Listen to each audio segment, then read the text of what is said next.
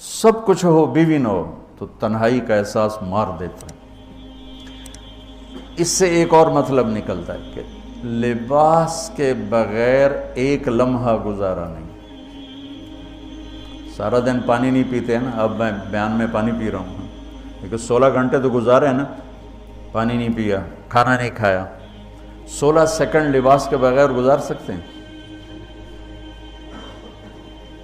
بولو۔ کوئی بھی کمرے میں نہ ہو، تم تنہا ہو، تم کپڑے اتارو تو تم اپنے آپ کو عجیب فیل کرو گے، تم خود اپنے آپ کو چادر میں چھپانے کی کوشش کرو گے۔ ان لباس ایک ایسی زبردست ضرورت ہے بلا دلیل کہ تم تنہا کمرے میں بھی کپڑے اتارو تو تم اپنے آپ کو عجیب سا محسوس کرتے ہو۔ اس سے پتہ چلا کہ بیوی کے بغیر کوئی زندگی نہیں ہے اور خامد کے بغیر عورت کی کوئی زندگی نہیں ہے۔ یہ ہمارا بدبخت معاشرہ ہندی کہ کسی بچی کو طلاق ہو جائے وہ گل سڑ کے مر جاتی، اس کی شادی نہیں ہوتی۔ کوئی جوان بچی بیوہ ہو جائے وہ سسک سسک کے مر جاتی، اس کی شادی نہیں ہوتی۔ کوئی 40-50 سال کا ہو جائے مرد، اس کی بیوی مر جائے، کوئی اس کو لڑکی دینے کے لیے تیار کوئی نہیں۔ اور لباس کا لفظ بتاتا ہے کہ شادی کے بغیر انسان ننگا ہے، اور ننگے انسان کا کوئی کہیں بھی گزارا نہیں ہے۔ لفظ لباس بتاتا ہے کہ ہم اس چیز کو رواج دیں کہ شادیاں ہوں، بیوہ کی شادی ہو، مطلقہ کی شادی ہو، کوئی کس کی بیوی مر جاتی ہے۔ حضرت ابن مسعود کا فرمان ہے اگر میری موت میں 10 دن باقی ہوں تو بھی میں شادی کر لوں گا اگر میری بیوی مر جائے تو۔ ابو ہریرہ کہتے ہیں اگر میری زندگی میں 7 دن باقی ہوں اور میری بیوی مر جائے تو میں 1 ہفتہ بھی شادی کے بغیر نہیں رہوں گا، میں شادی کر لوں گا۔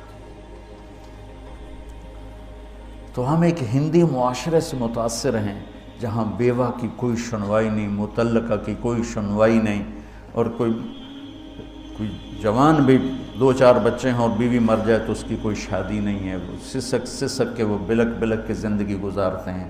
ہم لوگ اس کو رواج دیں۔ لباس، لفظ لباس بتا رہا ہے کہ جیسے لباس کے بغیر ایک لمحہ آدمی چین سے نہیں بیٹھ سکتا، ایسے ہی اس رشتے کے بغیر زندگی میں کوئی خوبصورتی نہیں، کوئی حسن نہیں۔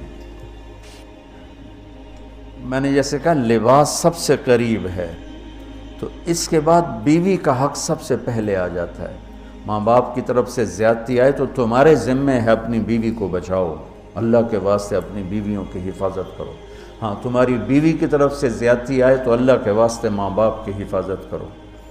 تو اس کا مطلب یہ نہیں کہ تم ڈنڈا اٹھا لو، اپنے اخلاق ایسے بناؤ، سپرنگ بن جاؤ، سپرنگ جو فریشر سے کو قبول کر کے دب کر کے نیچے چلا جاتا ہے۔ نیچے جانے میں جڑ جانے کا نظام چھپا ہوا ہے کہ جھک جاؤ، ماں باپ ناراض ہو ان کے پاؤں پکڑ لو، بیوی ناراض ہو اس کے پاؤں پکڑ لو۔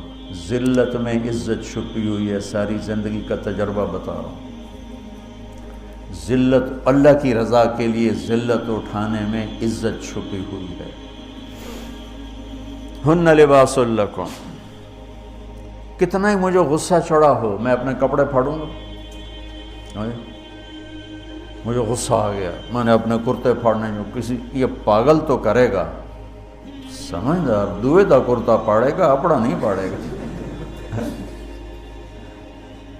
اب مجھے بیوی پہ غصہ چڑھ گیا تو میرا لباس ہے، اس کو تار تار کر دوں، گالیاں دوں، تھپڑ ماروں، تو ایسا ہی جیسے میں اپنے کرتے کو پھاڑ رہا اور اپنے کرتے کو تار تار کر رہا۔ بیوی کو غصہ چڑھے تو وہ اپنے کپڑے پھاڑتی ہے۔ کپڑوں کے لیے کتنے حفاظتی نظام ہیں، الماریاں بنی ہوئی ہیں اور ہینگر بنے ہوئے ہیں، کریز خراب نہ ہو۔ میں جب پڑھتا تھا نا لاہور، تو اسکول میں یا کالج کا میں سب سے خوش لباس لڑکا کہلاتا تھا،